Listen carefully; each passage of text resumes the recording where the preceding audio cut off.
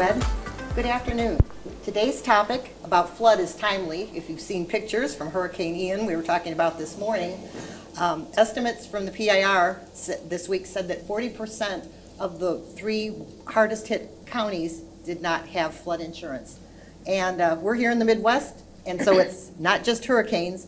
Flood is the most frequently occurring natural disaster in the United States, and flood impacts every state, even areas not deemed a floodplain. With the average flood loss of $26,000, it doesn't take much to really make a financial impact. And so homeowners in these low to moderate areas are often uninsured against these risks. So if you've been considering flood coverage, you might ask how much potential there is. And I love this question because there's 15% of the properties in the US that have any kind of coverage. So if 85% of properties don't have any protection, we've been hearing how the weather is the wild card. It's getting more severe, and it's going to become increasingly severe, I think we're going to hear today. So the sky's the limit, really, in potential for premium dollars.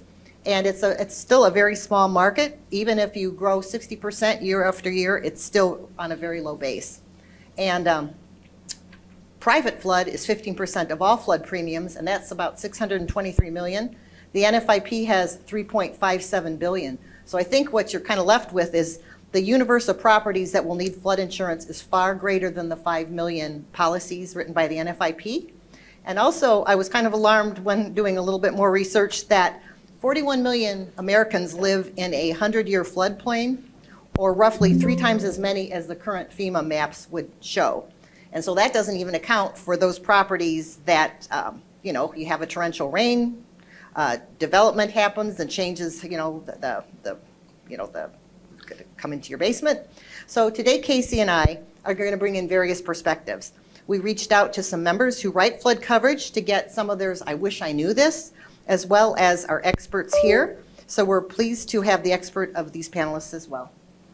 And I am happy to introduce our 2 panelists, Travis Grassel. He has nearly 23 years of experience in the P&C insurance business. He is a regulator as an actuary for the Product and Producer Regulation Bureau with the Iowa Insurance Division.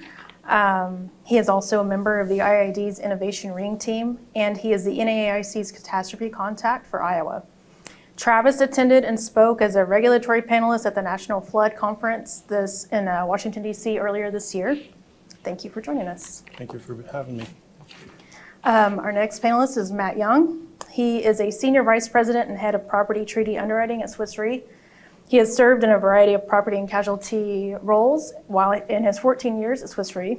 Currently, he leads Swiss Re's regionally focused property and underwriting team, where his team is responsible for treaty and reinsurance underwriting, actuarial, and catastrophe modeling for companies in Swiss Re's regional and national client segment. Prior to 2022, Matt also led Swiss Re's North American Property Solutions team. This team focuses on client solutions for innovative property products like flood, parametric, and alternative distribution. And Matt also spoke at the National Flood Conference earlier this year. Thank you for joining us. Happy to. And Matt, the first question is going to be for you. What is the current state of property and reinsurance markets? So I came with a message of doom and gloom, and it's already been covered this morning. So that's good for me. Before we dig into the details on flood, I think it's helpful to understand the reality of what's going on in the property market. So you say, how are we even going to have a panel discussion for the next 45 minutes on flood insurance if all we hear from the property market is that markets are exiting, that capacity is tightening, all of that. So there is optimism at the end of this, Casey. I think the reality of the property market is that insurers and reinsurers have been hit with, prior to Ian, secondary peril losses that were much higher than anticipated. So the role of a reinsurer, depending on who they're providing reinsurance for, many times is to cap the volatility of the company. What was happening, though, is the volatility that we thought was going to happen maybe every once in 10 years, in reality was happening like every year. And we can't continue on like that. And so you've seen reinsurance markets say, we're going to reduce in property, or we're just going to completely withdraw, at least until we get a better handle on what's going on in this property segment. What's driving these losses? Why are they happening? Is this the new normal? Getting all those questions answered. Hurricane Ian just happened at a bad time where the reinsurance industry was already going through this, pile on yet another tens of billions, maybe up to $65-75 billion in losses on a year where we're already seeing 100 plus billion of loss behind a year where we've already had 100 billion of loss, and then just it compiles. So why then are we still interested in flood? I think what's interesting about all of these challenges in the property space is it's driven innovation, and it's driven us to say, is there a better way that we can do flood?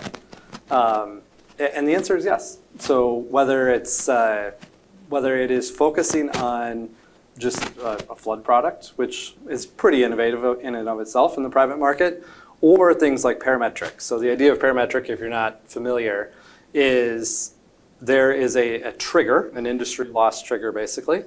If it happens, the loss is paid. Now there has to be indemnity in that to make it insurance. But with the developments in technology, which I can talk a little bit more in detail later, we've got the ability to create products that no longer need traditional claims adjusting. So, long answer to your question, what's the state of the reinsurance market? It's challenging, no doubt, but there's optimism. All right, thank you.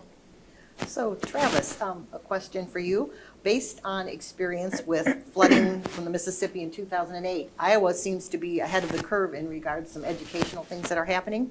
Can you tell us about Iowa? Yeah, of course I can. So first of all, I'd like to kind of educate the audience on where Iowa has seen the flood peril come into play in Iowa, and it's been happened several times over the last several years. So in 2008, there was a major flood that came through Iowa. In 2019, there was a flooding of the Missouri and Mississippi rivers that impacted things. In 2021, we've seen issues as well. And so in 2021, we actually saw a flood bill that got passed by Governor Reynolds and was part of Commissioner Oman's efforts. And essentially what that does is tries to help the insurance market and promote more private residential flood insurance. And I would like to just kind of read some of the things from it. So the chapter of the code is actually, it's supposed to be known as the Private Primary Residential Flood Insurance Model Act. And there are several other states that have passed this, but there are a lot more that need to.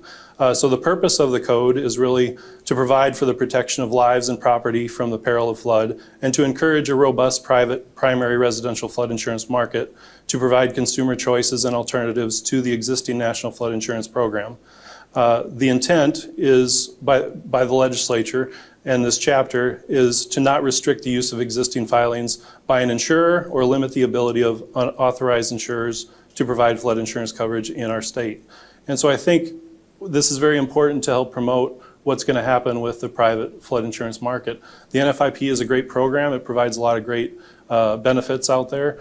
But if we're able to help grow the private market, which Iowa definitely needs to do because we have the rivers on both the east and west borders of our state, I think it's very important for the private market to start gaining some capacity so that everyone is covered. And in talking to Linda, she was able to get a policy, I think, for $50, which most people think it's very expensive, but oftentimes if you're along the coast, that's where you might see more expense to the product itself. Thanks, Travis. That's optimistic. I like that.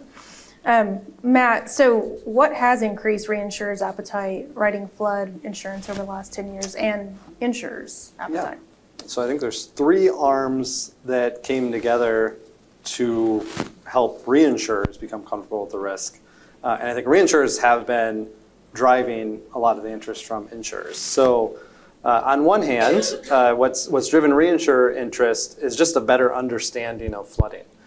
So better understanding of flooding combined with better maps. So a lot of people are familiar with FEMA flood zone maps. So you've got the X zone, that means you're relatively low risk. You've got the A zone, that means you're high risk by definition. And then V zone, which stands for velocity, means you're in a storm surge zone. Those are okay maps. They are a way that we can all speak in a common language, but the private market doesn't actually use them most of the time. What we would use is something that would be 90 by 90 meter, probably at the largest, 30 by 30 meter, all the way down to 3 by 3 meter grids. So think like 30 by 30 meter is probably the size of this room, essentially. I mean, that's not very big. That's a lot of data points that span the United States. You need computing power then to actually simulate, well, what could happen at the midpoint of each of those areas to simulate, okay, what's the flood risk for an individual location? So that's one piece. You've got a better understanding of hydrodynamics coupled with these more detailed flood maps.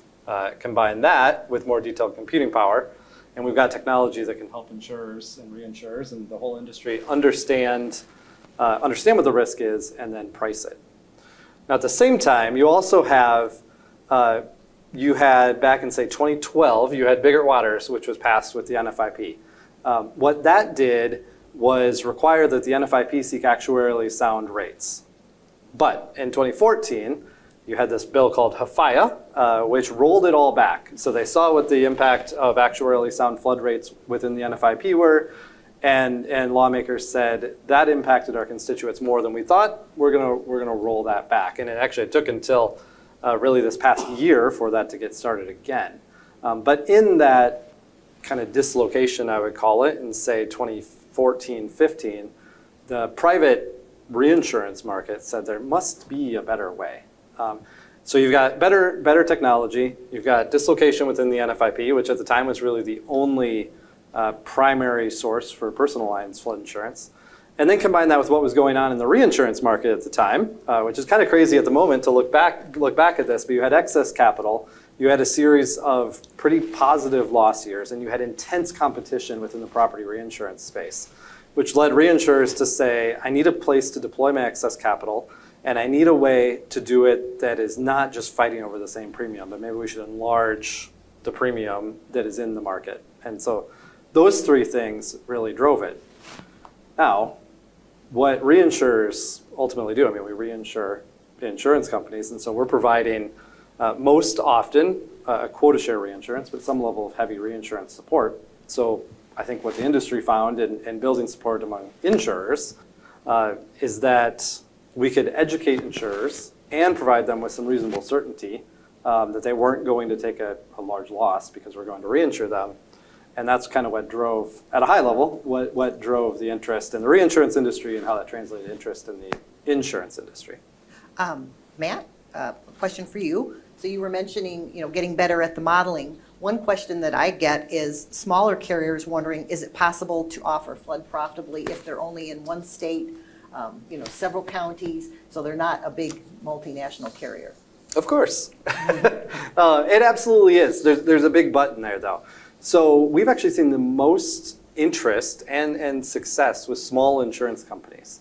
The but is that concentration management is really important. So all this talk about we've got flood models that help us to evaluate the risk in an individual location, and we've got reinsurance that can help a company to kind of manage the volatility and the loss in their book. That's all good, but all the best technology to help us price is not going to overcome the issue, which is common to all of property insurance. We have to watch your concentration. So a small company, we've had great success with small companies, single state writers, but becomes absolutely critical for them as well as bigger ones is monitoring those concentrations and making sure that they're not overly concentrated in one area. And if I could just add on to his concentration topic, one thing I didn't mention in my answer to my last question was, in Iowa we have what's called the Iowa Flood Center, and when I was talking about all the different catastrophes that have hit Iowa, in 2008 we had a tremendous catastrophe that went through Cedar Rapids, Iowa, and the University of Iowa in Iowa City. And out of that came legislation, which I believe was $10 million to fund the Iowa Flood Center. Well, that was, what are we talking, 14 years ago? And so the Iowa Flood Center has now established what I believe is the federal government has all these different sensors on different tributaries and rivers across the country on bridges to evaluate what's happening when it actually rains and the potential for flood is there. Well, what the Iowa Flood Center did was took a lot more sensors that they actually created themselves and took them out into the states of Iowa and put them on even more bridges, so that now you have what's called the Iowa Flood Information System, to where anyone that's in community protection or individuals, you can go to the website and see what is the predictive potential for a flood in my area and what is the actual, every 15 minutes, level of the creek nearby to my house. And I think that is something that not only at a state level, but a national level, and maybe even on a global level, the more capabilities we have as an industry and as a society to evaluate those real-time issues, the more chance you have as a policyholder or consumer to get some of those things out of harm's way if in fact you can take them somewhere. And I think that's where reinsurance companies and insurance companies can benefit, because if they can partner with that information that's available, it allows them to help manage the concentration efforts and help their insureds actually be proactive if the threat is coming. Yeah, And Travis, oh, I'm I sorry. was just going to say, we talked this morning about prevention and how, I think that when we were talking about the fire safety, and so that mitigation resiliency piece is, very important. Is there anything else on that topic you wanted to add? No, that's good, Okay. thank you. Travis, have you seen an increase in the number of flood filings? And if so, what do you think is increasing the industry's appetite for that? Yeah, so the short answer is yes, we're seeing more flood filings. Are they coming in all the time? No. I do not review all of the all of the rate filings that come through. We have another gentleman that helps me, and we also have a consulting firm that we do outsource some of our filings to that help review filings. But the short answer is, even prior to the legislation that passed in 2021, we were starting to see more interest in this area, and I think it's very encouraging, not only for entities like AIS as well as Swiss Re, but just regulatory bodies to come together and work together to try to figure out how do we attack this peril from a broader, more community-driven approach so that everyone can benefit from hopefully having coverage, not just the riskiest areas. And places like Iowa are critical to spreading that risk eventually. So I think we're going to see a lot more filings in the future, would be my guess. But we have been seeing some more. So Matt, I have a question for you. After Hurricane Ian, you saw most FEMA policies were in 4 states, and those were Florida, California, Texas, and New York. And so is it the same, are you seeing with private flood insurance? So the idea of flood policies following population centers, to that, yes. But we do see flood interest more broadly along the coast, more broadly where people know of their risk, essentially. There's an exception to that. So you listed New York in there. New York does not allow model-based rating, as I understand it. And so that has limited the number of private flood filings that have happened in New York. Otherwise, we see pretty good interest, really good support from regulators across the states, with relatively few exceptions. Great. And Travis, in regard to flood and CAT models, what is the filing process and requirements for private flood insurance? Well, in Iowa, it's actually pretty simple. We just want to be able to understand what's filed with us. And that's, I think, sometimes can become the biggest challenge in some of these very complex rate filings, as well as some of the catastrophe modeling that's going out there. So there's an important, I think, piece to help the audience understand that there's actually a difference with some of the filings that come through, and that is when you have a pricing filing, it's going to have a different set of predictive modeling tied to the rating variables than a catastrophe modeling might have. The catastrophe modeling is related to what goes into a pricing model, but they're related, but they're not necessarily submitted together. And so in the actual filings themselves, we have what's called a rate filing standards list for most lines of business. We do not have one for the flood peril currently, but I believe we will have one fairly soon. We just need to work on it. And those things are accessible on our website, and it makes it a lot easier for any individual companies out there that want to submit a filing to try to meet our requirements. But the other piece that's very important is we're always looking out for making sure things are in compliance with the code in Iowa. And I think other departments of insurance are doing the exact same thing. Some states might have more regulatory hurdles to get over than others. What about the documentation of the models?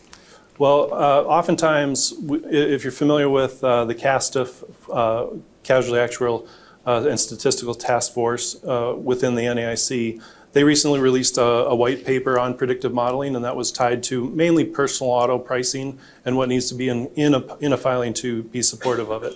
Other sides, we have outsourced, like I mentioned, to different actuarial firms that have credentialed actuaries that can help understand some of these GLM filings. On the catastrophe side, the NAIC has recently, their Center for Insurance Policy and Research, recently created a Center of Excellence, and that's not to be confused earlier with TRAM's, what was it, Cylinder of Excellence, I think she mentioned. But essentially it is a Center of Excellence for catastrophe modeling. What's happening is a lot of these companies like Swiss Re or other reinsurance companies or different modeling firms, they are doing presentations for the regulators, and they're presenting some of their filings to be housed in a secure environment where we can get more up to speed with what's happening in the catastrophe arena. We feel like we have had some training and we're more familiar with what's going on in the pricing arena, but the catastrophe arena is a whole other animal and a lot more complex to try to understand, especially for regulators that have, somewhat limited resources. Sure. Okay, so are there certain requirements for CAT models with loss costs or flood hazard models? Again, I would just come back to, in Iowa, we don't have anything specific in a checklist, but what we do want to know is, can we understand what's going into the filing? Can we understand what's in the product that's being put out there, and is it matching up with Iowa codes and not breaking any laws? And as long as we are comfortable with that, you'll get a pretty quick approval in Iowa, and I think that's the case in a lot of states. Okay, great. Maybe it's worth just adding a little bit about why there's so much talk about CAT models in the flood space. I mean, there is almost no historical data within the United States personal lines that's usable for rate setting. So if your first response is, well, the NFIP has 50 years of data, why can't we just use the NFIP data? Due to privacy reasons, they don't release individual claim information. Now, a couple of years ago, they did release aggregated information as long as the zip code had something like 5 risks in it, then they would release it at zip code level. But if you're trying to set a rate for a home or this building, I mean, this room has a very different flood risk than the building over there. You can't use zip code data. And so that's why there's just so much talk about that. Plus, we lack information now, we lack historical data, we also want to project into the future. And there's been a lot of studies saying how, I think one in my mind, one study was done by the Actuarial Association that said we should expect a decrease in fluvial flooding, river flooding. Sorry, I'm using terms you were going to define. We might see a decrease in river flooding, which is what people often think of as flooding. I mean, that's like the only thing that people think of as flooding. But we're going to see an increase in heavy rainfall or torrential rainfall or pluvial flooding. And that, again, it's just the changing nature of the peril. If we had historical data, it's still not going to reflect that. Yeah, to add on to that, I don't think it matters, which side of the fence you're on as far as climate change goes. There is climate risk out there. And essentially, it's becoming more and more challenging now to think ahead based on historical measures, because the future is really changing faster than what the data set that's behind if you're trying to use historical information. I think that's where the real challenge is for the industry to try to stay ahead. But it's very fortunate that we have a lot of intelligent people that work in the insurance industry as well as peripheral areas, and you have lots and lots of capital that's available to put towards eliminating hopefully some of the gaps in flood protection as far as no insurance in place. Thank you. Great. So one of the things that I promised is that reaching out to companies to find out what they wish they knew when they started offering flood. And so we kind of had 4 different areas of benefits, coverage, hurdles, and education. And so as far as benefits, companies were looking for solutions. They said they were very disappointed when loss was backup of sewers and drains, and then to find out if it had been flood, finding a way to cover that. And they also felt that improvements in flood and water data modeling made the companies more comfortable. They felt more comfortable maybe going in with a turnkey approach, and they wanted a company differentiator. So I felt like that was all very positive things, to Matt's thing of some good things that are happening. Regarding coverages, it was kind of all over the map. One company wrote up to $5 million, and they wrote it as either an endorsement or a standalone.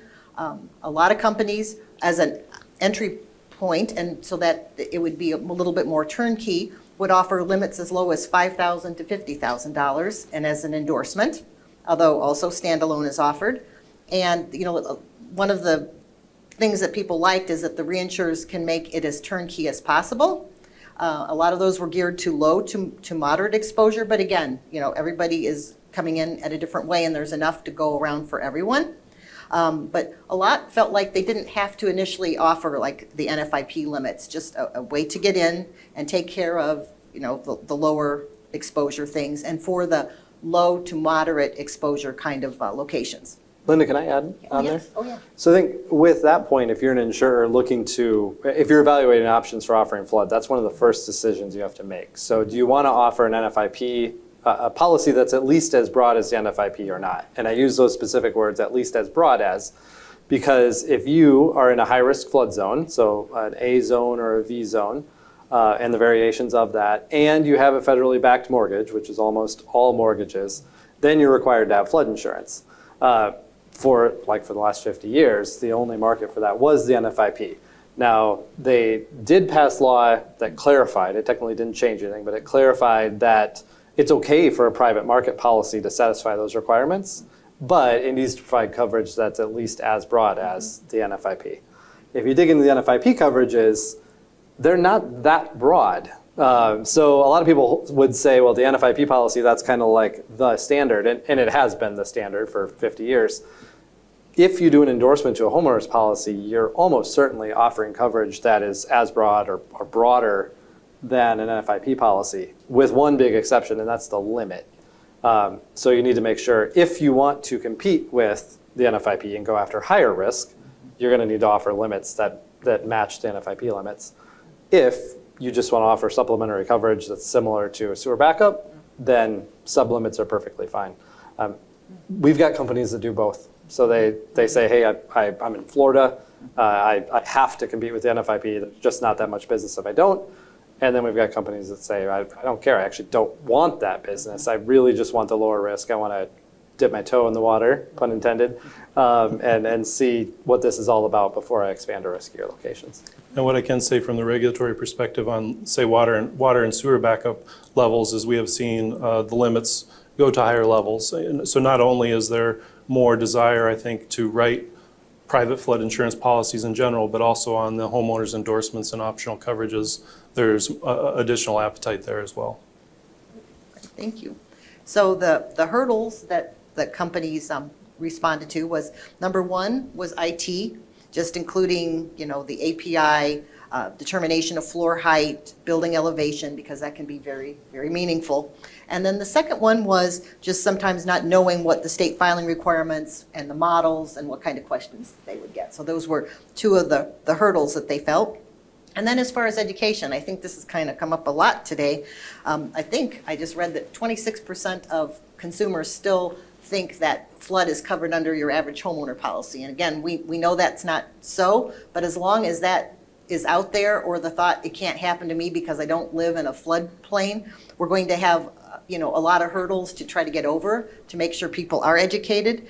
And I think the other education is really important to anybody selling flood or anybody that is an agent, that the number one predictor, I heard when talking to people, that the up rate is quoted on all policies. And so educated agents and salespeople believing in the coverage is the biggest predictor in success. And then we talked about, Matt was talking about, you've got to get that spread of risk. So again, that goes a long way. Earlier, Matt talked about fluvial flooding, and I don't think he touched on the pluvial, and this is really getting into the science, but it's really talking about the two different types of flooding. And most people think fluvial is what's going to happen when you're near a river or near a coastline and the water level goes up. But the pluvial definition of flooding is essentially surface water. So like in Ankeny, Iowa in 2018, I believe it was, June 30th, they received 5 to 9 inches of rain, and all of a sudden you had streets and sidewalks and yards with water with nowhere to go. And now all of a sudden you have a flood issue that is impacting a city. And that type of situation can happen anywhere. So I think that's where the awareness and education really needs to take place, so that individuals out there that just think they're not in harm's way, all it takes is one major storm, and these storms are becoming more frequent, they're becoming more severe. if it hits where you're at, that's when you're going to, ultimately wish that you did have a flood policy. Yeah, I think the Illinois Department of Natural Resources did a study in Cook County, which said that 90% of urban flooding happened outside of a flood zone, which makes sense. I mean, you've got a concrete environment, and that water is going to flow somewhere, and it's probably not marked based on the topography on a flood map. So flooding certainly can happen anywhere. On the education point, maybe it's worth touching on it. Are there any insurance agents in the room?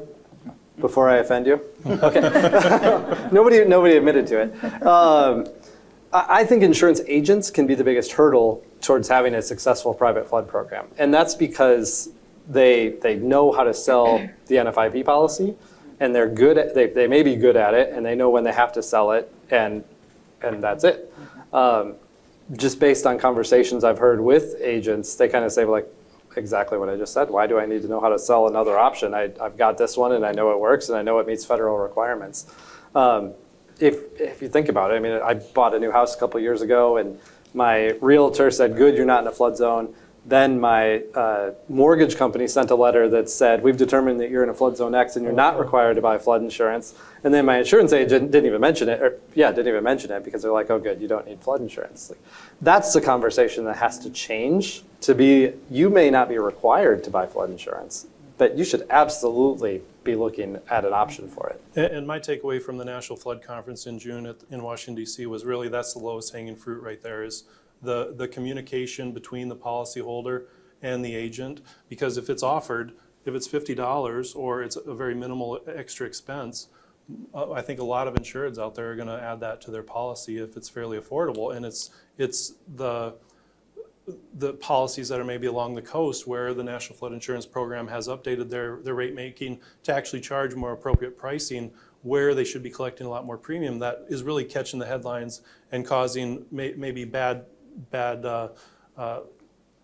publicity on the topic. But I think for the broader general public out there, you can probably afford insurance where you're at. You know, it might be expensive depending upon where you're at exactly, but I think the majority of the public out there probably will be surprised when they actually get quoted a price for a flood policy. Thank you all for that. Certainly useful information for any companies out there that are interested in writing flood insurance. And on that note, I would like, Travis, I'll let you go first. If you have any final thoughts you'd like to share? Yeah, sure. Thank you very much, Casey. So my closing comments, for the flood peril, it causes the most losses of any peril. So I think that's what's scary is there's lots and lots of losses out there.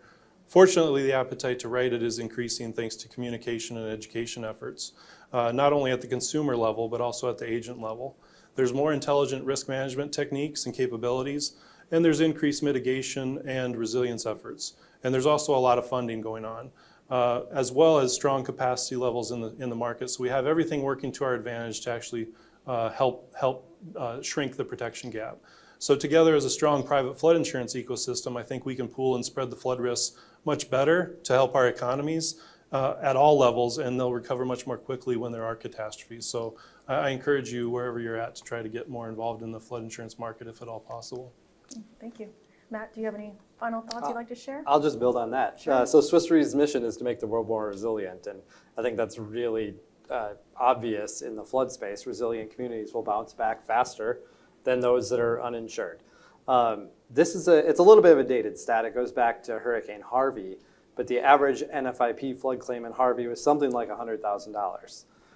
So if you had flood insurance, then you'd be getting your $100,000 on average.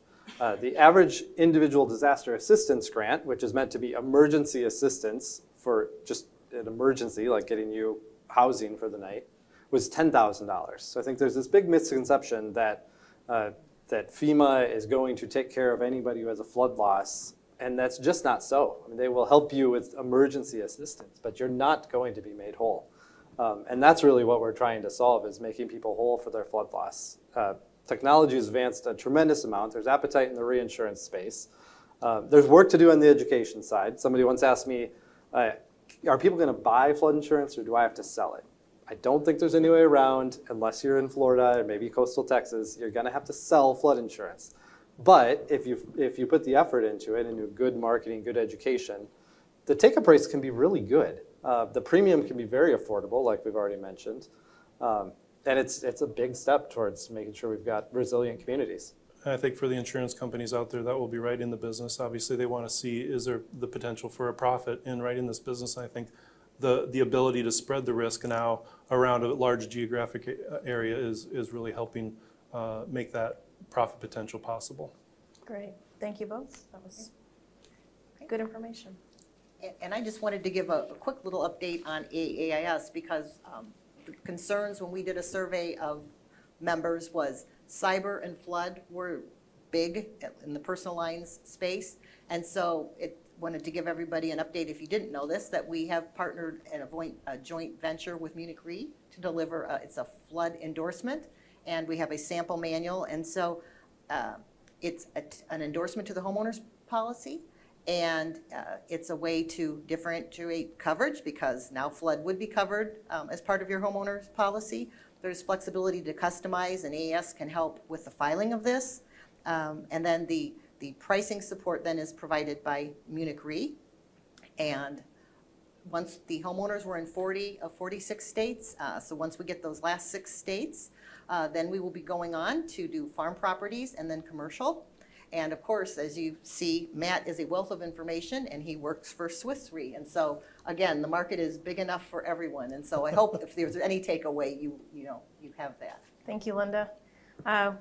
We've certainly learned a lot today. Appreciate all the knowledge sharing, and that's good information. I think we need to get the message out there. And I was thinking about some conversations we had with Travis about, he did a write-up from the National Flood Conference, and one of the things he wrote in there was that how struck he was with the amount of collaboration and cooperation between insurance companies in the industry. And that really stood out to me because I think that's going to be vital in order to make flood insurance an industry standard. So providing flood insurance just as we do any other perils like flood or like fire or theft. I think It'll just be the norm eventually, hopefully. Yeah, and I think Yes. that collaboration and cooperation amongst companies is going to be vital to that. Agreed. So the need for and the interest of flood insurance is increasing, and it will continue to increase with the changing weather patterns, as we are already seeing that. And the goal is for flood insurance to be an affordable product for consumers as well as a profitable product for our companies. And the key to making that happen is by large-scale adoption, which we've all kind of touched on today.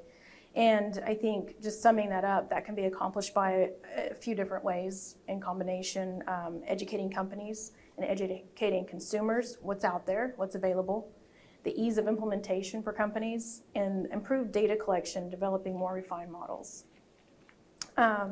So the potential is huge, and if you have an interest in learning more, please, I encourage you to contact any of us up here on the panel. And I want to thank Travis and Matt again for joining us, taking their time to teach us all more about flood insurance. Thank you for having us. Thank Happy you. to.